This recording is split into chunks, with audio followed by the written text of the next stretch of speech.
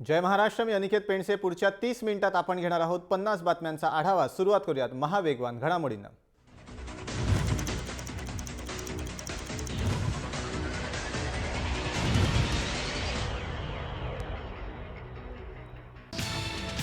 कांद्याच्या उत्पादनात वाढ झाल्यानं कांद्याचे भाव गडगडलेत. नाशकात सध्या कांद्याचे भाव हे 3 ते 9 रुपये भावानं विकलेत. आधीच नाशकात कांदा लिलाव बंद असल्यानं अडचणीत सापडलेल्या शेतकऱ्यांवर आता हवालदिल व्हायची वेळ आली आहे. कांदा प्रश्नी कृषी मंत्री पांडुरंग फुंडकर, नितीन गडकरी आणि डॉक्टर सुभाष भामरे केंद्रीय कृषी मंत्री राधामोहन सिंग यांची भेट घेणार आहेत.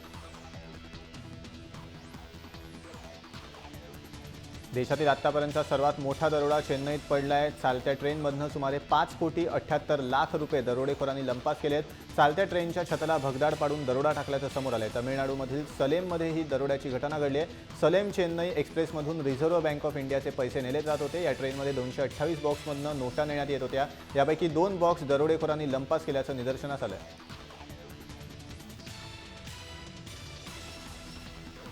MVRC आणि Tata institute of social science यांनी महिलांना होणाऱ्या छेडछाडीबाबत सर्व्हे केला होता. या सर्व्हेमध्ये हे धक्कादायक वास्तव समोर आलं आहे. हार्बर आणि मध्य रेल्वेवर छळवणुकीच्या या घटना सर्वात जास्त होतात असं महिलांनी मान्य केलं आहे.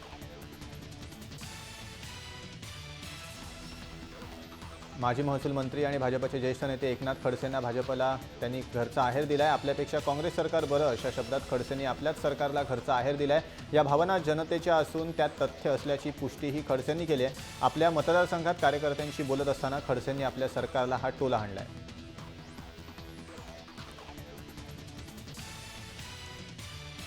महाड पूल दुर्घटनेसंदर्भात मुंबई हायकोर्टात जनहित याचिका दाखल करण्यात आली आहे. ज्यांनी पुलाचं स्ट्रक्चरल ऑडिट केलंय त्यांच्यावर सदोष मनुष्यवधाचा गुन्हा दाखल करावा अशी याचिका सामाजिक कार्यकर्ते प्रणय सावंत यांनी केली आहे. एवढंच नाही तर महाड दुर्घटनेनंतर शोधकार्य करण्यासाठी लागलेला सर्व खर्च जबाबदार अधिकाऱ्यांकडून वसूल करण्यात यावा अशीही मागणी सावंत यांनी याचिकेतनं केली आहे.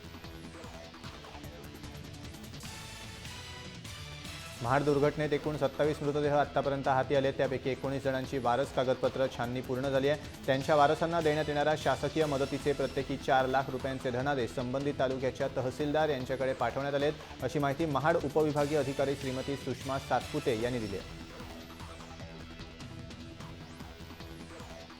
केंद्र सरकारनं आकाशवाणी पुणे केंद्राचा प्रादेशिक वृत्त विभाग बंद करण्याचा आदेश दिला आहे. केंद्र सरकारच्या माहिती आणि प्रसारण मंत्रालयाच्या संकेतस्थळावर मंगळवारी प्रसिद्ध करण्यात आली आहे. एका आदेशानुसार पुण्याच्या प्रादेशिक वृत्त विभागातील उपसंचालक आणि वृत्तसंपादक ही दोन्ही पदं अनुक्रमे श्रीनगर आणि कोलकात्याला हलवण्यात येणार आहेत. तसंच वृत्त विभागात नवीन पदं भरली जात नसल्याचंही या आदेशात नमूद करण्यात आलं आहे. सिंहासोबत सेल्फी काढल्यानं रवींद्र जडेजाला 20,000चा दंड ठोठावण्यात आलाय. गुजरातमधील जुनागडच्या वन्यजीव अभयारण्यात वाघासोबत सेल्फी काढल्यानं हा दंड ठोठावण्यात आलाय. जुनागडचे मुख्य वनसंरक्षक AP सिंग यांनी दिलेल्या माहितीनुसार जडेजा सध्या बाहेर असल्यानं त्याच्या वतीनं त्याचे सासरे हरदेव सिंग सोळंकी यांनी साक्ष देऊन दंड भरला. विधान परिषदेचे आमदार विक्रम काळे आणि सुधीर तांबेंनी पगारवाढ नाकारली आहे. जय महाराष्ट्रच्या मोहिमेला भरघोस पाठिंबा मिळतोय. आतापर्यंत 7 आमदारांनी पगारवाढ नाकारली आहे. विधान परिषद सभापतींना त्यांनी पगारवाढ स्वीकारणार नसल्याचं पत्र लिहिलं आहे. आमदार विक्रम काळे यांनी जय महाराष्ट्रला फोनवरनं प्रतिक्रिया दिली आहे.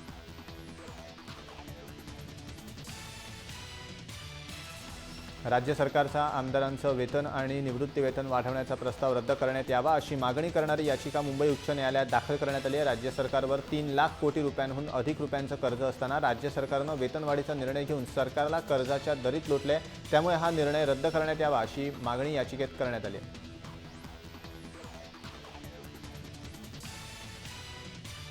नाशिकच्या नांदूर मध्यमेश्वर धरणावर स्टंटबाजी करणाऱ्या एका तरुणाचा व्हिडिओ व्हायरल झाला आहे. या धरणातनं जायकवाडीसाठी 1 ते 1.25 लाख क्युसेक पाण्याचा विसर्ग होत असताना तरुणाचे पराक्रम सुरू होते. तिथे सुरक्षा रक्षक नसल्यामुळे तरुण दरवाजापर्यंत पोहोचला. तरुण शिडीवर चढला आणि करामतीचा व्हिडिओ बनवला. त्यानंतर ही माहिती संबंधित अधिकाऱ्यांना देण्यात आली.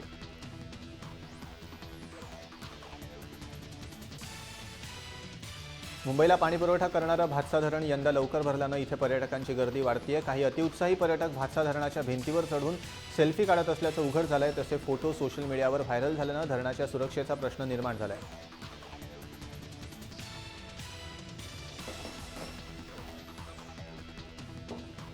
मराठवाड्यातील जायकवाडी धरणातील पाणीसाठा 50% आलाय. नाशिक जिल्ह्यात पडलेल्या जोरदार पावसामुळे यंदा जायकवाडीचा दुष्काळ अखेर हटला।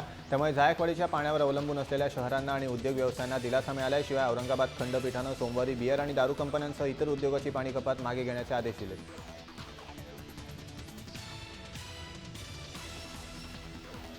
नागपूरमध्ये विदर्भवादी नेत्यांनी केंद्रीय मंत्री नितीन गडकरींच्या घरावर धडक मोर्चा काढला। गडकरींच्या घरासमोर ठिय्या आंदोलनासाठी जाणाऱ्या मोर्चाला पोलिसांनी रस्त्यातच अडवलं। नितीन गडकरींनी लोकसभा निवडणुकीपूर्वी वेगळ्या विदर्भासाठी लेखी आश्वासन दिलं होतं, मात्र केंद्रात आणि राज्यात भाजपची सत्ता येऊनही आश्वासनपूर्ती झाली नाही। या विरोधात संतप्त कार्यकर्त्यांनी जोरदार निदर्शनं केली।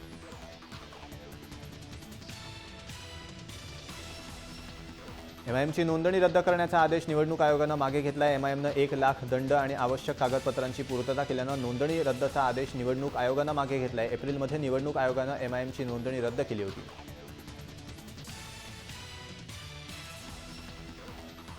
पवईच्या हिरानंदानी हॉस्पिटलमधील किडनी रॅकेट प्रकरणी 5 डॉक्टरांना मंगळवारी रात्री उशिरा मुंबई पोलिसांनी अटक केली आहे। त्यामध्ये हिरानंदानी हॉस्पिटलचे सीईओ डॉक्टर सुजित चॅटर्जी, वैद्यकीय संचालक doctor Anurag Naik, doctor Mukesh Shette, doctor Prakash Shetty, doctor Mukesh Shah यांचा समावेश आहे। 1994च्या मानवी प्रत्यारोपण कायद्यानुसार ही कारवाई करण्यात आली।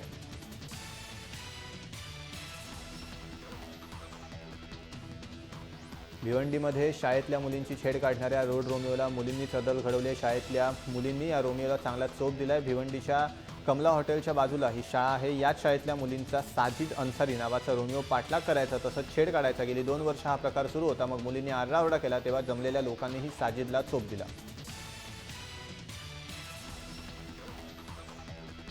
कोल्हापुरात डॉक्टर दाम्पत्याची हत्या करण्यात आली आहे। हातकणंगलेमधील रुकडी गावातली ही धक्कादायक घटना घडली आहे। उद्धव कुलकर्णी आणि प्रज्ञा कुलकर्णी अशी या दाम्पत्याची नावं आहेत। या दोघांवर चॉपरने वार करण्यात आलेत। हत्येमागे दरोड्याचा प्रकार असल्याचा प्राथमिक अंदाज वर्तवण्यात येतोय।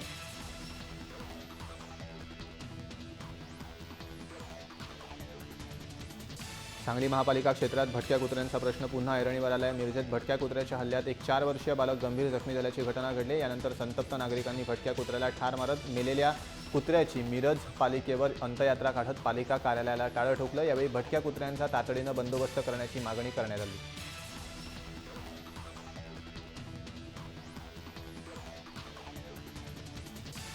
राज्यातील महिलांवरील अत्याचार बलात्काराच्या वाढत्या घटना पाहता पोलिसांचं निर्भया पथक सक्रिय झालंय। कोल्हापूरचे विशेष पोलीस महानिरीक्षक विश्वास नांगरे पाटील यांच्या संकल्पनेतून या पथकाची निर्मिती करण्यात आली आहे। कोल्हापूरचे पालकमंत्री चंद्रकांत पाटील यांच्या हस्ते पश्चिम महाराष्ट्रात निर्भया पथकाला हिरवा झेंडा दाखवण्यात आला। यावेळी राज्य महिला आयोगाच्या अध्यक्षा विजया रहाटकर उपस्थित होत्या। मुंबई, पुणे आणि औरंगाबाद, नागपूर या जिल्ह्यात रेशननंतर आता खुल्या बाजारात 95 रुपये किलोनं तूर डाळ मिळणार आहे। अन्न आणि नागरी पुरवठा विभागानं तसा आदेश दिलाय। सर्वसामान्य जनतेला दिलासा देण्यासाठी सरकारनं रेशनवर 120 रुपये किलोनं तूर डाळ देण्याचा निर्णय घेतला होता, मात्र हे दरही सर्वसामान्यांच्या आवाक्याबाहेरचे होते। त्यामुळे सरकारच्या या निर्णयावर टीकेची झोड उठली आणि आता सरकारनं तूर डाळीचे दर कमी केलेत। मुंबईनजीक अरबी समुद्रात छत्रपती शिवाजी महाराज यांचा आंतरराष्ट्रीय दर्जाचं स्मारक उभारण्यासाठी आवश्यक कामाच्या निविदा प्रक्रियेला मंगळवारी मुख्यमंत्र्यांनी मंजुरी दिली आहे। स्मारकाच्या भूमिपूजनाचं काम 15 ऑक्टोबरपूर्वी करण्याचा निर्णयही बैठकीत घेण्यात आला आहे।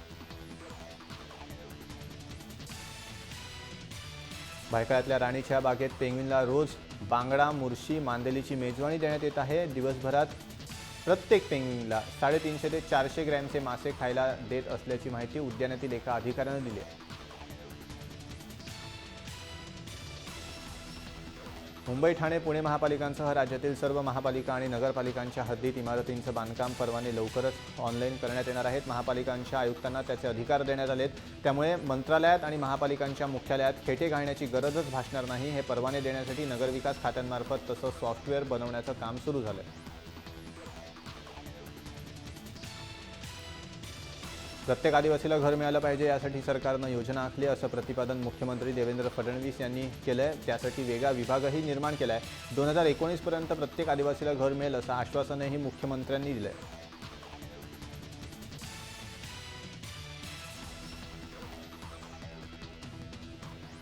प्रवाशांच्या पसंतीस उतरलेल्या ओला आणि उबेर टॅक्सी सेवांना आता कायद्याच्या कसोटीला उतरावं लागणार आहे। या सेवांची लोकांना अधिक मदत व्हावी, तसंच या सेवांमध्ये अधिक पारदर्शकता यावी यासाठी ॲपवर आधारित या सेवांच्या नियमनासाठी चांगल्या कायद्याची गरज आहे, असं मत दिल्ली हायकोर्टानं व्यक्त केलं आहे।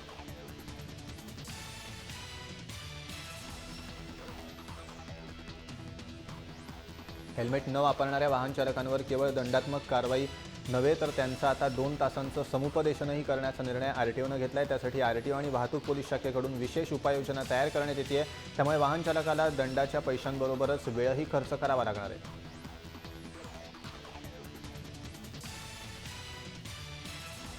मुंबईत खड्ड्यांमुळे सर्वसामान्यांना त्रास सहन करावा लागतोय। अनेक राजकीय पक्ष वेगवेगळ्या पद्धतीनं आंदोलनं करत आहेत। हायकोर्टाच्या न्यायाधीशांनीच खड्ड्यांमुळे पाठदुखीचा त्रास होत असल्याचा आपला अनुभव मांडलाय। मुंबईतल्या खड्ड्यांप्रकरणी हायकोर्टात दाखल असलेल्या एका याचिकेवर सुनावणी होत होती। यावेळी न्यायाधीश विद्याधर कानडे यांनी देखील खड्ड्यांमुळे आपल्याला पाठीचा त्रास झाल्याचं म्हटलं।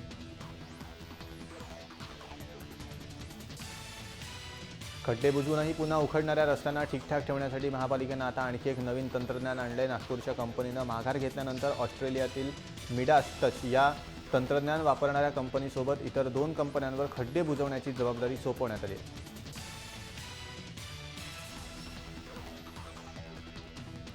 मुंबईतील एकही भाग खड्डेमुक्त नाही, त्यामुळे या मार्गावर गणेश आगमन आणि विसर्जनाच्या मिरवणुका नेणं धोक्याचं ठरणार असल्याची नाराजी गणेशोत्सव मंडळांनी व्यक्त केली आहे। त्यावर पालिका आयुक्त अजॉय मेहता यांनी गणपतीपूर्वी मुंबईतले सगळे खड्डे बुजवले जातील अशी ठाम ग्वाही दिली।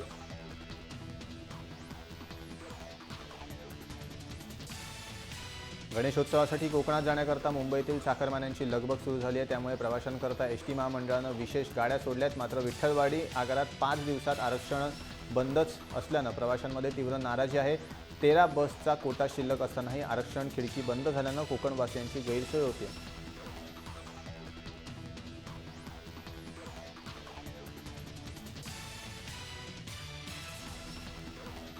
सार्वजनिक वाहतुकीत एसटीचा प्रवास सर्वात सुरक्षित असल्याचा दावा केला जात असताना गेल्या काही महिन्यात एसटी अपघातांचा आलेख उंचावताना दिसतोय। जूनच्या अवघ्या एका महिन्यात तब्बल 256 अपघात झाले असून यात 24 जणांचा मृत्यू झाला आहे, 232 जण जखमी झाले।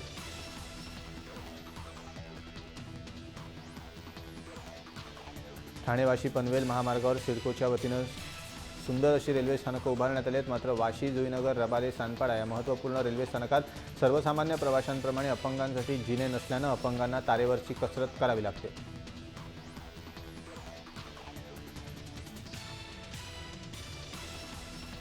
रेल्वेचं तिकीट आता यापुढे ऑनलाईन रद्द करता येणार आहे। Indian railway catering and tourism कॉर्पोरेशनच्या वेबसाईटवर ही सुविधा उपलब्ध करून देण्यात येणार आहे। रेल्वेच्या नियोजित वेळेच्या 24 तास आधी याद्वारे तिकीट रद्द करता येईल। मात्र तिकीट रद्द केल्यानंतर पैशांचा परतावा स्टेशनवरूनच घ्यावा लागणार आहे।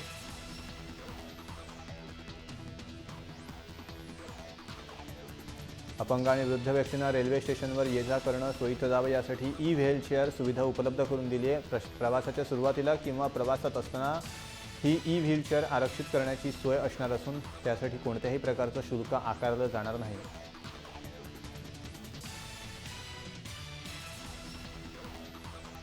मुंबईसह राज्यातील लॉ कॉलेजांकडे विद्यार्थ्यांचा कल वाढला असला तरी दुसरीकडे मात्र ही कॉलेज अटी आणि शर्तीचं पालन करत नसल्याचं धक्कादायक प्रकरण समोर आलं आहे। त्यामुळे राज्यातील सुमारे 25 कॉलेजांची मान्यता धोक्यात येण्याची शक्यता आहे। याबाबत येत्या 11 ऑगस्ट रोजी बार काउन्सिल ऑफ इंडियाच्या बैठकीत अंतिम निर्णय होणार आहे।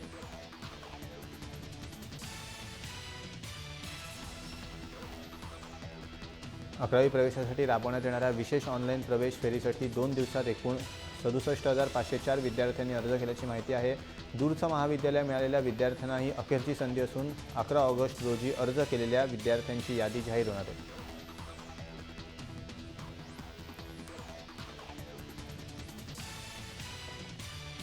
अव्वाच्या सव्वा फी आकारणाऱ्या शाळांवर कारवाईचे आदेश शिक्षण विभागानं दिलेत। शाळा आणि शिक्षण अधिकारी त्यांच्याकडे दुर्लक्ष करत असल्यानं पालकांनी आता थेट मुख्यमंत्र्यांना साकडं घातलंय। राज्यभरातील अनेक पालक संघटनांच्या प्रतिनिधींनी मुख्यमंत्री फडणवीस यांची भेट घेऊन या प्रश्नी संपूर्ण राज्यात पालकांची कार्यकारी समिती स्थापन करण्याची मागणी केली।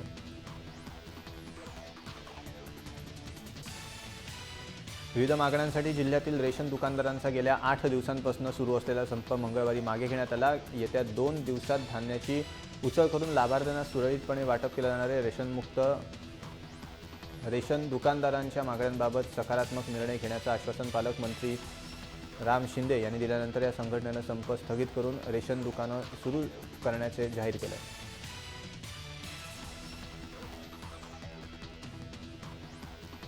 नगर शहरातील पाणी पुरवठा सध्या गढूळ स्वरूपात होत असल्यानं कावेळ आणि गॅस्ट्रोसारख्या जन्य आजाराचे रुग्ण वाढण्याची भीती वाढू लागली आहे। अर्थात नगर महापालिकेनं ही शक्यता व्यक्त केली असून पिण्याचं पाणी गाळून आणि उकळून थंड करून प्यावं असं आवाहन नागरिकांना केलं आहे। पावसामुळे मुळा धरणात नव्या पाण्याची आवक वाढल्यानं गढूळ पाण्याचं प्रमाण वाढल्याचा दावा नगर महापालिकेनं केला आहे।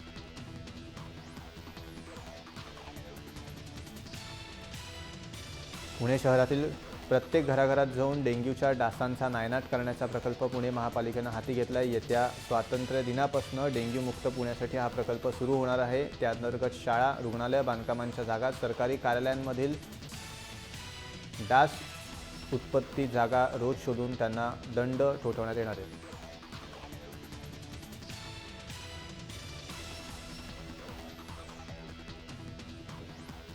पुणे शहराला पाणीपुरवठा करणाऱ्या खडकवासला प्रकल्पातील धरणांच्या पाणलोट क्षेत्रात पडणाऱ्या पावसाचा जोर मंगळवारी कमी झाला। पाऊस कमी झाल्यामुळे खडकवासला धरणातून सोडण्यात येणारा पाण्याचा विसर्गही 4,250 क्युसेक्स करण्यात आला आहे। दरम्यान या प्रकल्पाचा पाणीसाठा 95% झाला आहे।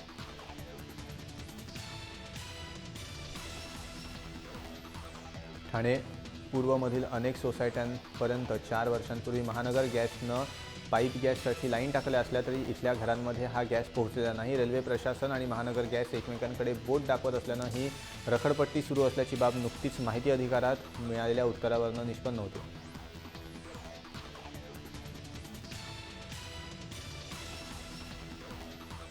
टपाल खात्यातील पोस्टमन आणि मल्टी टास्किंग स्टाफ या पदांवरील भरतीला ब्रेक लागला आहे। भरती प्रक्रियेत अनियमितता आढळल्यानं नेमणुकीला स्थगिती देण्यात आली आहे। मुख्य पोस्ट मास्टर जनरल यांची नेमणूक होईपर्यंत 2,000 जागांची भरती लांबणीवर पडण्याची चिन्ह आहे।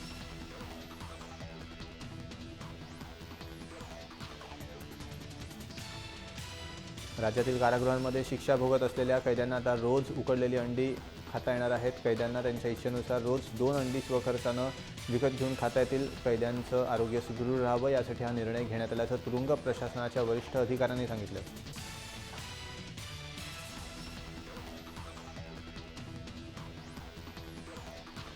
पुणे सोलापूर मार्गावरील पळसदेवच्या भीमा नदी पात्रातील अतिप्राचीन हेमाडपंथी पळसनाथांच्या मंदिराला पुन्हा एकदा जलसमाधी मिळाली आहे। यंदा दुष्काळात भीमा नदीनं तळ गाठल्यामुळे हे मंदिर उघडं पडलं होतं। 1975 साली जलसमाधी मिळालेलं हे मंदिर गेली 35 वर्ष लाटांशी झुंज देऊनही चांगल्या आणि भक्कम स्थितीत उभं असल्यानं हे मंदिर सर्वांच्या कुतूहलाचा विषय बनलं होतं।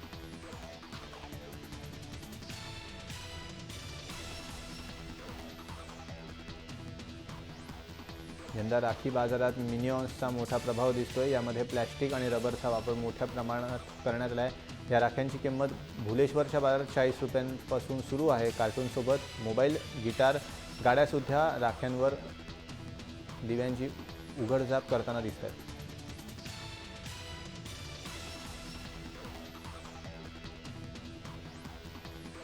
गेल्या वर्षी परवानगी देण्यात आलेले मात्र रस्ता आणि पदपथावर अडथळा बनणाऱ्या गणेश कार्यशाळांच्या मंडपांचं आकारमान कमी करण्याचा निर्णय पालिका प्रशासनानं घेतला आहे। मात्र या आदेशामुळे मूर्तिकार आणि गणेश मूर्ती विक्री करण्यासाठी मंडप उभारणी करणाऱ्यांमध्ये प्रचंड असंतोष निर्माण झाला आहे।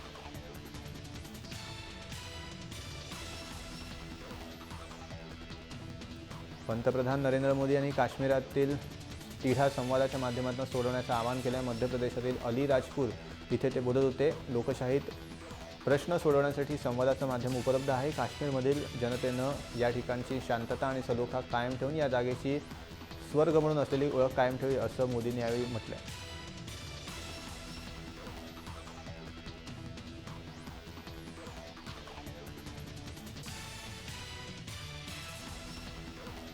झेन कंपनीनं आपला नवा स्मार्टफोन सिनेमॅक्स 3 बाजारात आणला। या फोनची किंमत 5,499 आहे। या स्मार्टफोनला 5.5 इंचीचा डिस्प्ले आहे। या स्मार्टफोनला 2GB रॅम तर 16GB इंटरनल मेमरी आहे। 5 मेगापिक्सल रिअर कॅमेरा आणि 3.2 मेगापिक्सल फ्रंट कॅमेरा देण्यात आला आहे।